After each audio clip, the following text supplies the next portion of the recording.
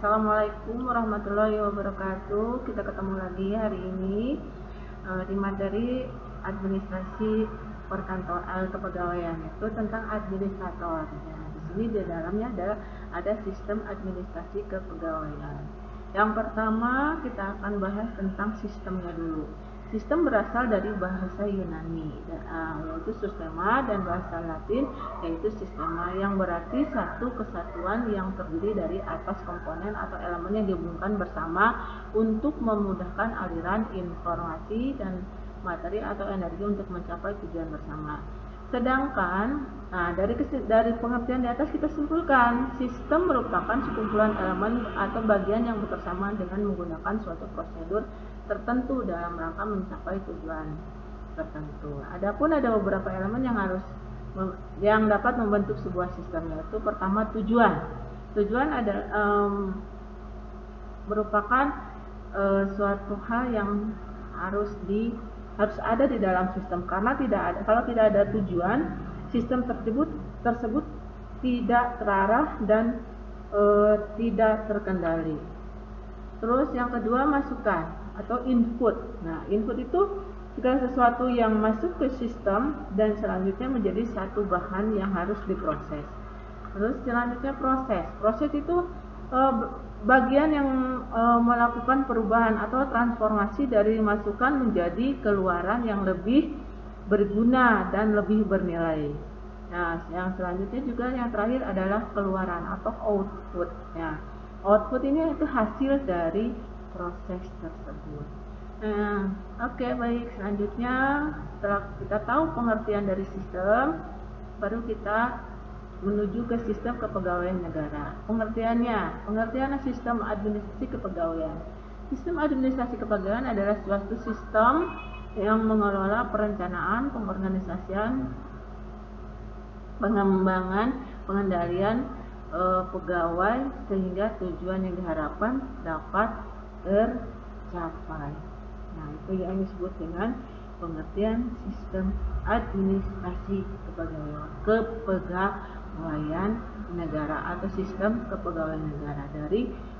Dari kesimpulan yang tadi, dari mulai pengertian sistem sampai administrasi. Nah, kita simpulkan, jadi sistem administrasi kepegawaian adalah suatu sistem mengelola perencanaan, pengorganisasian, pengembangan, pengendalian pegawai sehingga tujuan yang diharapkan menjadi tercapai.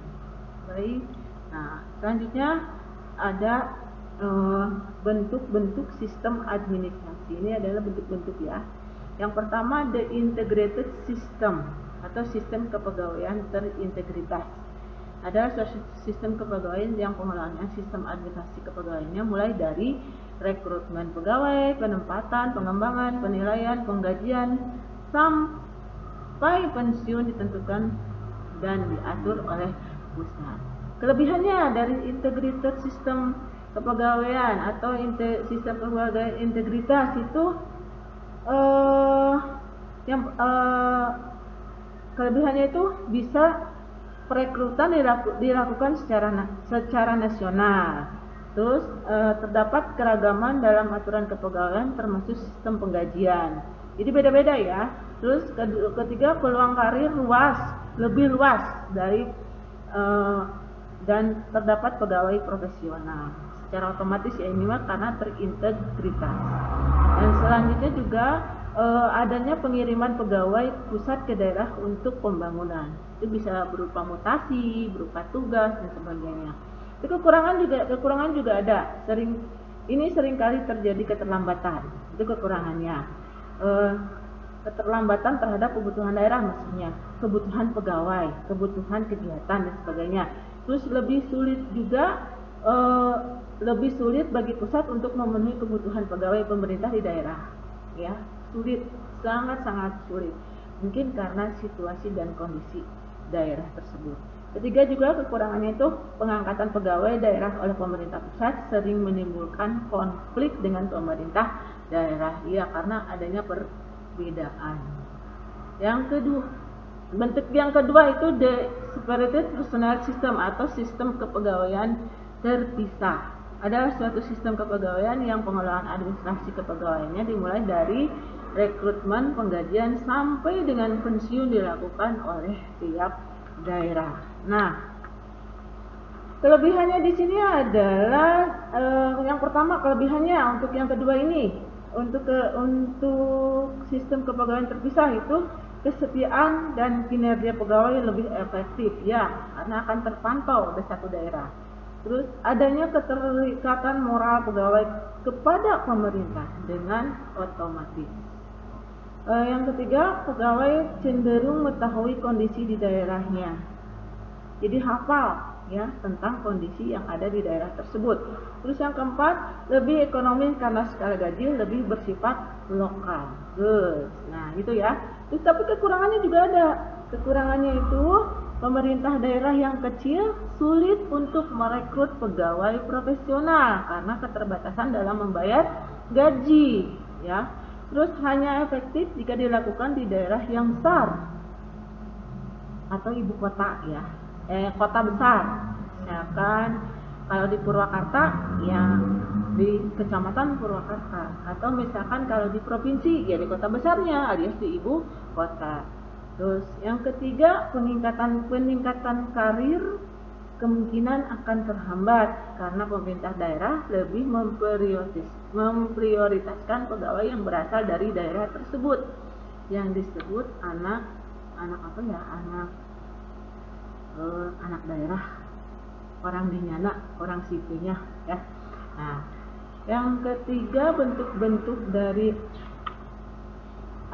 sistem administrasi kepegawaian itu a unified personal system atau sistem kepegawaian terpadu adalah suatu sistem kepegawaian yang pengelolaan administrasi kepegawaiannya mulai dari penerimaan, penyeleksian, pengangkatan, pengembangan, penempatan, pemindahan, promosi sampai dengan pemberhentian pegawai yang berada di wilayah kerja tertentu dilakukan oleh suatu badan tertentu.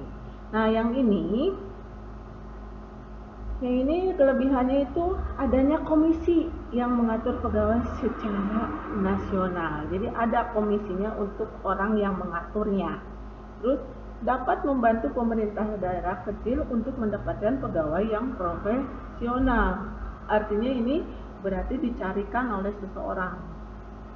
Oke, misalkan melalui diklat, melalui kuesioner, melalui kreativitas, lomba-lomba dan sebagainya, bisa seperti itu.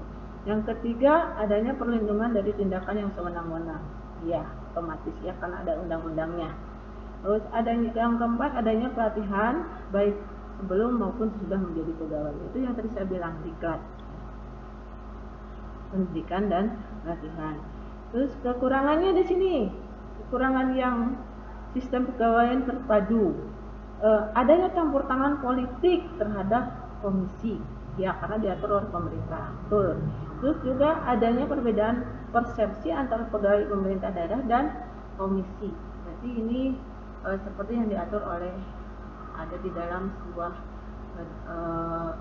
lembaga pemerintahan ya, seperti itu. Terus ketiga, merekrut pegawai profesional lebih sulit karena keterbatasan karir, ya, karena merekrutnya yaitu dengan cara adanya sistem diklat, lomba,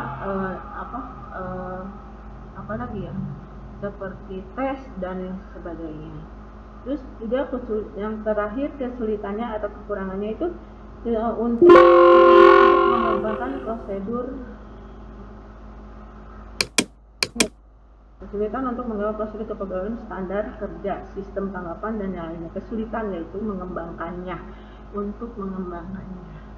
Demikian pelajaran hari ini yang bisa Ibu sampaikan. Semoga bermanfaat. Assalamualaikum warahmatullahi wabarakatuh.